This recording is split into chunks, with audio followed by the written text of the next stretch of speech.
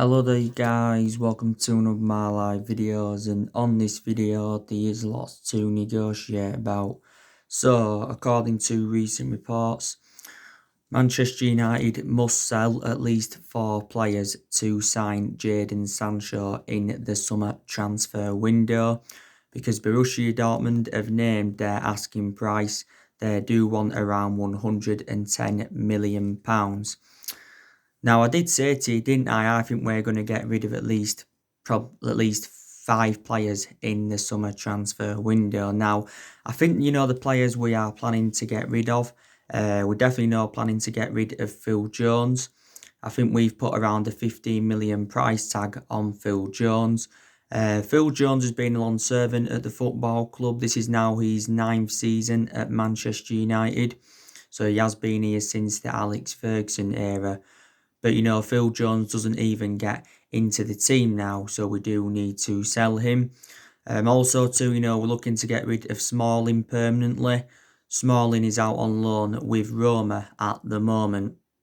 Don't forget, Smalling did endure 9 years at Manchester United.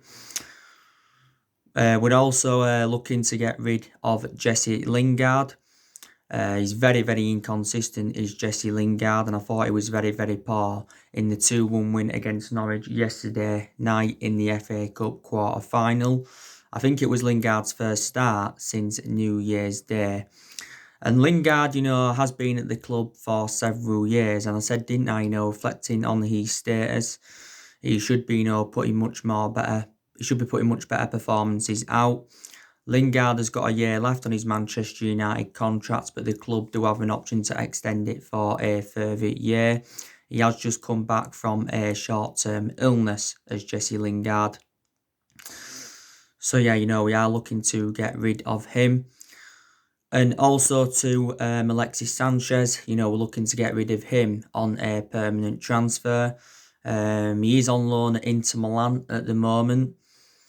It did actually say not too long ago that Sanchez will return to Manchester United next month, because it said we are refusing to extend his loan at Inter Milan because Inter Milan have been in talks over extending Alexis Sanchez's loan. It also recently said that Tottenham are interested in him. So it did say, we're going to come back to Manchester United. Sanchez joined Inter Milan on a 10-month loan last summer. Of course, Inter Milan have got no option to buy him, or there's no obligation to buy. Sanchez has endured a very, very difficult time at Inter Milan. He hasn't really played that much because I think he did have a dislocated ankle and he was out for a good, 3 months.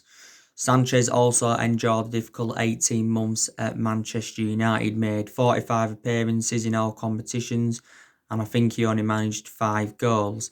I think he has got a contract with us until 2022 as Alexis Sanchez.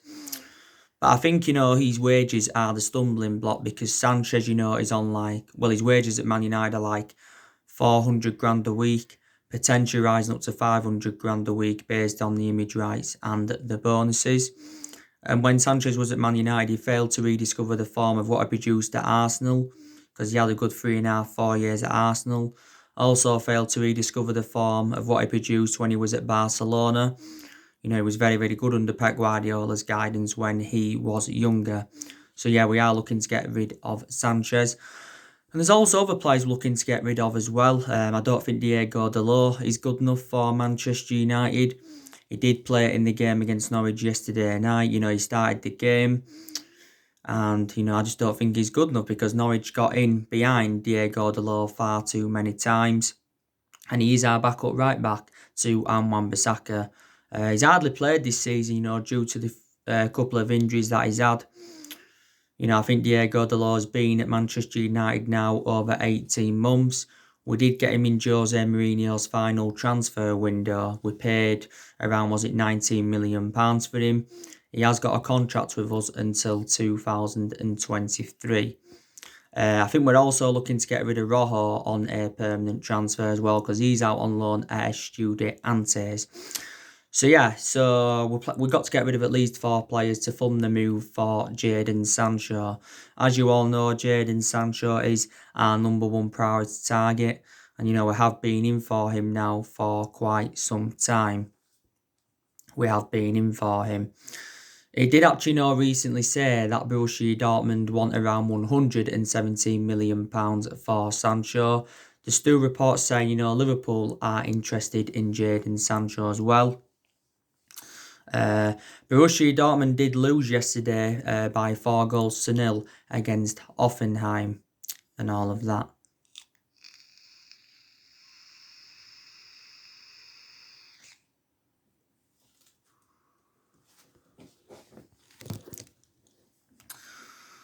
But yeah, I think Jadon Sancho has said, that he does want to leave Borussia Dortmund and his preferred option is a move to Manchester United. But it's the asking price, that seems to be the stumbling block.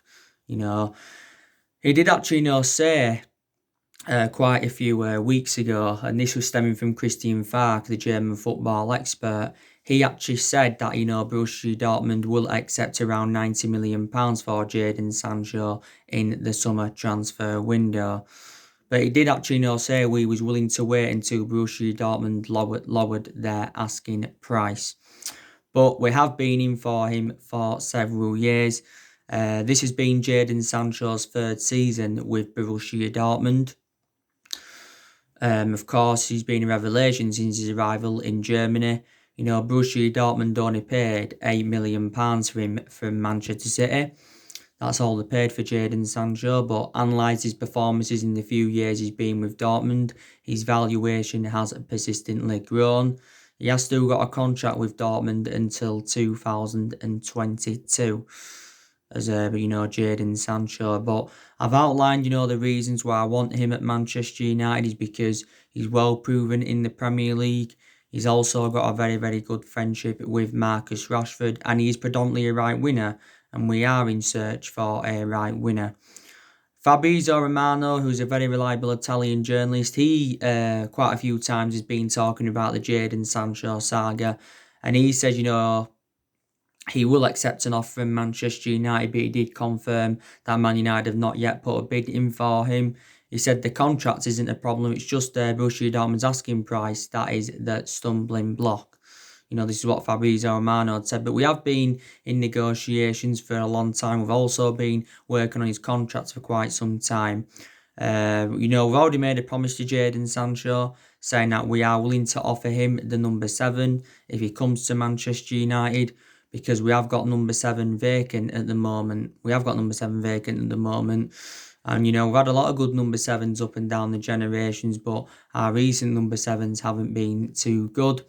Borussia Dortmund are known as a selling football club. They have let quite a few of their players go to the Premier League in recent years. But there again, on the other hand, they recruited quite a few players in of Borussia Dortmund. Borussia Dortmund's head of football, I think it was earlier on this month, he actually said that Jadon Sancho will remain at Borussia Dortmund for next year. Lucien Favre, who's a Borussia Dortmund boss, he said that Jadon Sancho could still leave Borussia Dortmund in the summer transfer window. There were stories coming out the other week saying that Sancho is willing to return to Manchester City because we're struggling to meet his asking price. He's a former Manchester City player, but the main explanation why Sancho left Manchester City is because he didn't get assured any first team opportunities. Don't forget, around 2 or 3 weeks ago, Sancho was fined around £8,000 for breaking lockdown rules, and all of that. But Borussia Dortmund did say the other week that they were losing their patience with Sancho. But yeah. So, we are still looking to get him on the board, and Ole Gunnar Solskjaer did refuse to rule a move out for Sancho recently. So, that is the latest news on that. But we are looking at some alternatives to Jadon Sancho, if we do miss out on him. We've obviously been looking at Rabbi Matondo from Schalke. We've been looking at Figo Almeida. We recently was looking at Jeremy Boga from Salusio. So yeah, we have been looking at a few alternatives, to Jadon Sancho. So yeah. So now, let me give you some latest news on Jack Grealish from Aston Villa.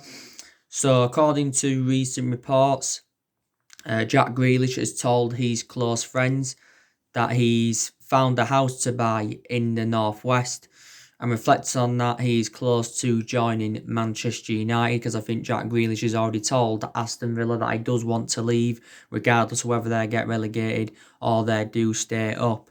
Now Aston Villa have come out and said that they want £80 million for Jack Grealish, so they do remain ruthless over their valuation. We may have concerns though about paying £80 million for Jack Grealish, because I did say, if Aston Villa get relegated, then surely, he would cost less than £80 million. Maybe you could get him for around 50, maybe £60 million. Don't forget, not too long ago, Jack Grealish was charged by police after a lockdown car accident. I think that was the second offence Jack Grealish had made.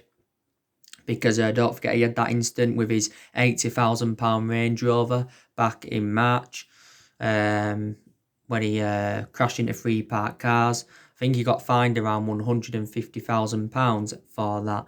I heard that Jack Grealish is due in court. Is it sometime in August? But Jack Grealish, he's been at Aston Villa for several years. He's actually, so far spent the entirety of his career with Aston Villa. He's been a Villa player since the age of 6. He's been in their senior squad since 2014, and since then has become an integral part of their team, and he has flourished under Dean Smith's guidance. Still got a few years left on his current contract, but we've already confirmed that Jack Grealish is our preference over James Maddison, because we was in for James Maddison before, but there's main explanations, why Grealish has been our preference over Maddison, because Grealish is more versatile. Plus, his stats have been better than, James Maddison's throughout the course of this season, and he's actually, a cheaper solution. I think Jack Grealish is around 24 years of age, So yeah, so he's still another one of our priority targets. And I think it says, we are willing to double Jack Grealish's wages if he comes to the football club. So that is the latest news on that. You did see my match reaction for the Norwich-Manchester United game yesterday. I also give you my player ratings recently. We did beat Norwich by 2-1 in the FA Cup quarter-final. So we have now progressed to the semi-finals of the FA Cup. It is our 30th FA Cup semi-final, by the way. And I think, we can win the FA Cup. And like I said to you, the FA Cup is a priority for us, because, it is a chance for us getting some silverware on the board. Also, to the Europa League is a priority for us, because that's also a chance for us getting some silverware on the board. So if we could, win the FA Cup in the Europa League, it would be a fantastic achievement for Ole Gunnar Solskjaer and Manchester United. It really, really would. And also, if we could finish in the top 4, that would also be a very, very good achievement. And I think, top 4 is still on for Manchester United. We do want qualification for the Champions League for next season, so we can generate money, and it, can help us have more of a competitive summer transfer market. But Solskjaer's already outlined his objectives for the remainder of this season. In the game yesterday against Norwich, like I said to Solskjaer had made 8 changes from the 3-0 win against Sheffield United. And to be honest with you, it wasn't the best of performances against Norwich. Like I said on my reaction yesterday, Norwich put a very, very good fight up. We limited them to very, very little chances. Like I said on my player rating, Sergio Romero had really nothing to do. Just couldn't keep out Todd Cantwell's goal. Very, very good goal it was from Todd Cantwell, and I thought Todd Cantwell was Norwich's best player yesterday. Buendia, he also had a very, very good game for Norwich. Max Aaron's had a good game for Norwich. But, they did play quite well, especially in that first half. They were getting down that left-hand side far too easily. But, there wasn't many chances in that first half, to be quite honest with you. But we scored in the first half through Odion Ighalo. He scored in the second half. He scored in the second half. He scored in the 51st minute. It was a lovely flick, by the way, from Odion Ighalo. Of course, that was his 5th goal in 4 starts for Manchester United. And I think Odion Ighalo has enjoyed a fantastic start to his Manchester United career. He really, really has. We did get him on loan on January deadline day. We got him in as a cover-up to Marcus Rashford. We know Ighalo's going to be here until the end of January 2021 because it confirmed quite a few weeks ago now that we'd extended Odion Ighalo's loan for a further 7 months. But with no option to buy him or there's no obligation to buy, so at the end of the loan, Odion Ighalo, I think we'll go back to Shanghai Shenhua and all of that. It was Harry Maguire that had scored the winner in the 118th minute of extra time. I thought Maguire had a really, really good game. Made that vital interception from Lucas Rupp, obviously, scored the winning goal. I thought he was very, very effective in the air and he played well in our backline, did Harry Maguire. And of course, he was captaining the team. But yeah, I thought we really, really improved in that second half. I thought most of our chances came in extra time. But I've got to be honest with you, I thought Pogbino did very, very well when he came on in the game. He had some good chances. Fernandes, I don't think he was poor, but, I think it's the worst game he's enjoyed so far as a Manchester United player. I think, he was a bit loose in possession. He's, couldn't really thread the ball through right. So it wasn't, good. But Bruno Fernandes still an exceptional player. And, he's still got, 4 goals and 4 assists for us as Fernandes. Don't forget, one Premier League Player of the Month for February, reflecting on his good run of performances. And I think in every single Premier League match, well, more or less every single Premier League match, he's being given the man of the match. I think there's only the odd few that he hasn't been given the man of the match, Bruno Fernandes. So that just indicates how consistent he has been. We got Bruno Fernandes on deadline day. Was it on deadline day? No, it wasn't, but we did get him in January. We got him in a deal worth around £65 million. And he did sign a 5.5-year deal at the football club, did Bruno Fernandes. But, he wasn't at his best yesterday. Mason Greenwood, I don't think he did too bad when he came on. He had a couple of decent chances. Matic, I don't think he was so good, when he came on. He wasn't so good. Like I said, Delors was poor, Lingard was poor. I don't think Juan Mata was too good in the game either. I thought he was a bit loose in possession, a bit sluggish, was Juan Mata. That's an admission I have definitely got to make. Fred and McTominay obviously started in that midfield. I thought there was okay. They showed some good composure. They showed good tenacity at times. Did Fred and Scott McTominay. By the way, I just want to confirm Solskjaer's become the first manager in English football to make 6 substitutions in a game. So I just want to confirm that with you. But I thought, it would have been comfortable for us. I thought maybe we would have beat Norwich 3, maybe even 4-0. But the good news is we have extended our unbeaten run to 14 games now in all competitions. And that's our best vein of form since Ole Gunnar Solskjaer was the interim manager. But Norwich, would have felt hard done by. Probably Norwich would have just been delighted to get to the quarterfinals of the FA Cup. Obviously, it was the first time Norwich were playing in the quarterfinals since the 1991-1992 season. So yeah, we're on a really, really good cup run now. We progressed further than we did last season because last season we got knocked out of the quarterfinals by Wolves. We did lose 2-1.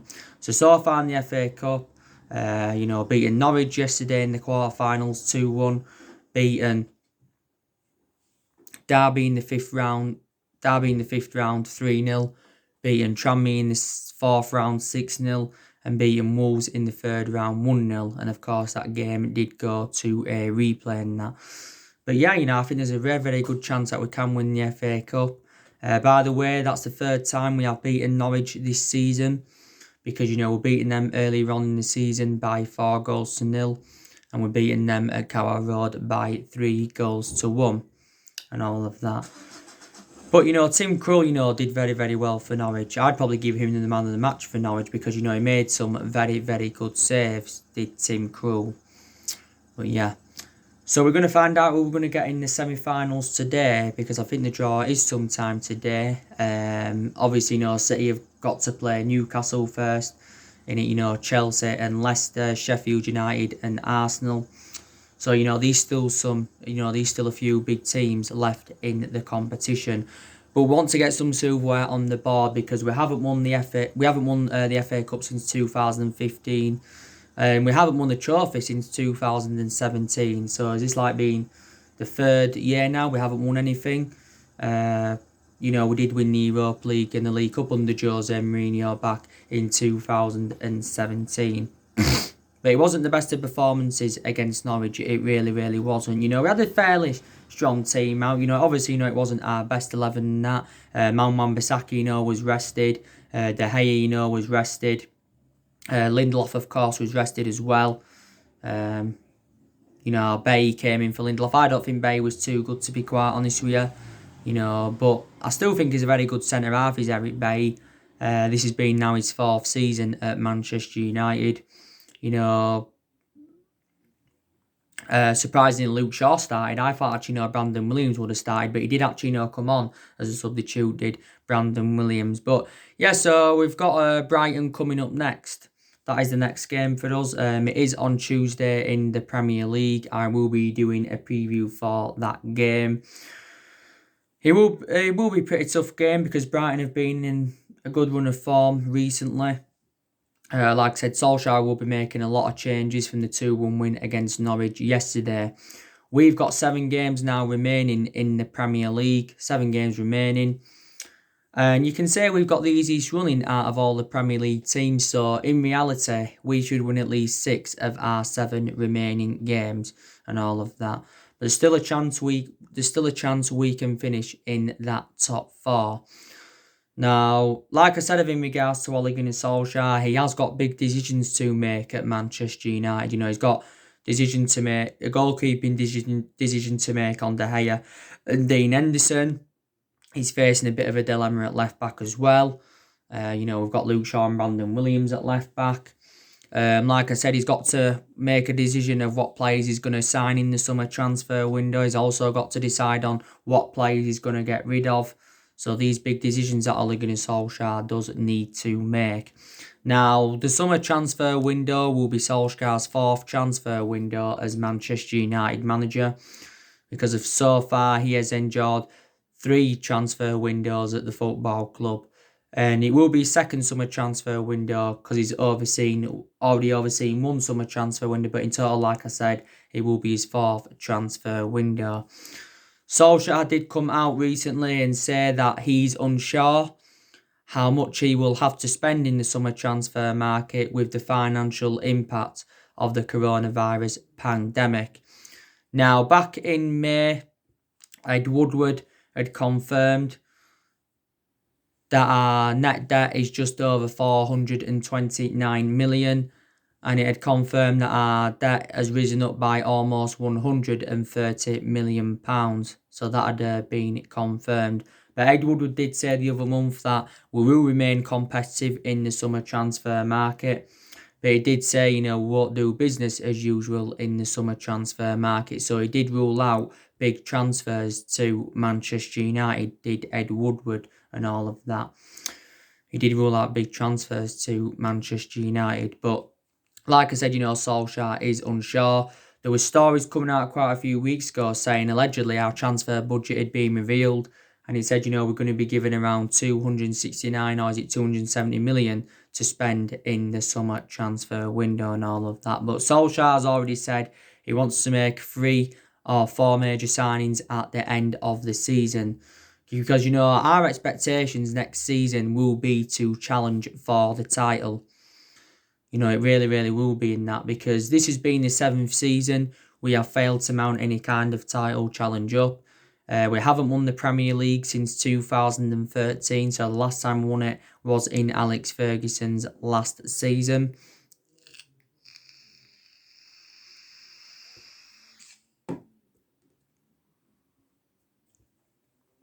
in Alex Ferguson's last season and all of that. But Solskjaer did give us an update on our transfer plans, and he did say that we will do business if players do become available for the right price.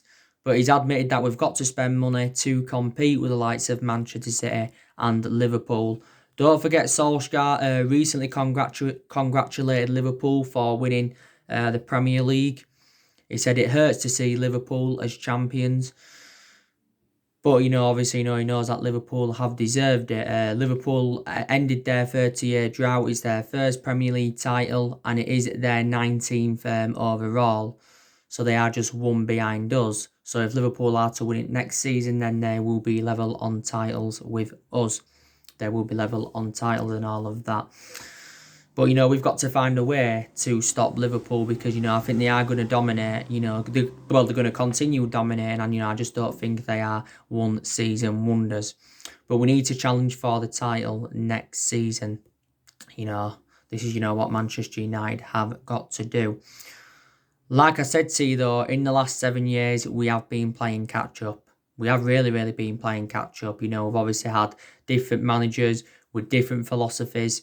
Obviously, there's 3 managers that have been sacked. That was Moyes, Louis van Gaal and Jose Mourinho. We spent close to the £1 billion range on players.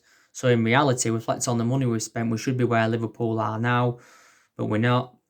We have recruited over 30-odd players in as well since the Alex Ferguson era. We've also got players on big contracts at the football club. Like I said to you, earlier on in the season, I was very, very critical of Solskjaer. I really, really was.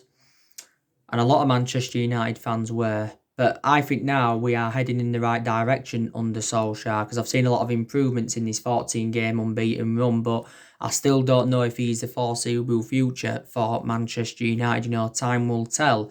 We need to give him at least another season at the football club and at least a couple of more transfer windows because it is a transition period, and like Solskjaer revealed at the beginning of the year, he's hopeful that we can get through this transition period. So he still needs more time at the football club. Some people believe Solskjaer can emulate into the next year and Klopp. This is what some people believe. Solskjaer. This is what this is what some people believe. Yeah, and Solskjaer did also make an admission regarding Liverpool, saying that Liverpool will find it difficult to repeat Alex Ferguson's run of titles. They'll find it very, very difficult and that. So what he's saying is, Liverpool will find it difficult to dominate, like we did under Alex Ferguson and that. Because Ferguson, of course, endured 26 years with us, endured 22 years of success because don't forget Ferguson didn't win out in his first 4 years at Manchester United. Ferguson did win a total of 38 major honours, including 13 Premier League titles and all of that. So there you go. But I did say, didn't I, there's been problems at the football club for several years, I wasn't only critical of Solskjaer, being critical of Ed Woodward and the Glazers for several years. There's been cultural problems at the football club for several years. You can say we've made a lot of mistakes in the last 7 years, and that's one of the main explanations why we have been so inconsistent. Now, Ole Gunnar Solskjaer's been with us now 18 months, so he's been with us a year and a half, and I've definitely taken positives from his tenure so far. He's recommended, 5 good players into the football club and spent just over £200 million on them. Also, too, he's got rid of a lot of the deadwood since he got recommended in. He's also promoted the youth very, very well. So these positive to take from his tenure. And all of that. But end of the day, I want it to work out for him. He's a club legend. He was a great player for the football club for 11 years. He flourished under Alex Ferguson's guidance and all of that. So there you go. So anyway, guys, that's everything to update you today. Drop your comments, likes, below on the channel. If you do, consider subscribe as always, and take care. God bless, and I'll see you all again very, very soon.